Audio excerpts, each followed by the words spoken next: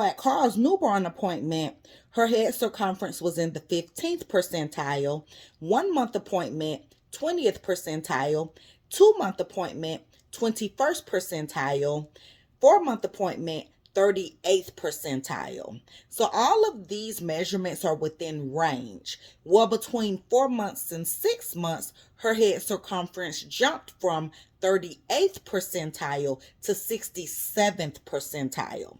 So this is a significant increase. So at this point, it was flagged for increased head circumference, and her pediatrician did let me know that there was some rapid growth in the size of her head and that this needed to be closely monitored.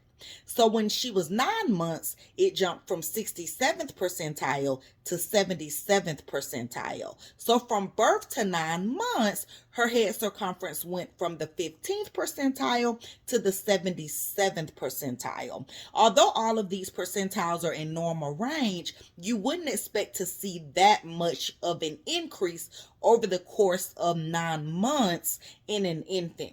You would expect for that infant to stay more or less within the same percentile range. Maybe some differences in measurements, but not that much of a difference. And this is typical of autism. You will see some rapid increase in head growth that really you notice it during the 9th month, and that is what we see here with Carl.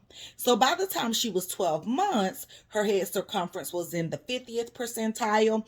At her 24-month well child check, her head circumference was in the 50th percentile, and her head growth or her head measurement is 100% normal and average at the present time.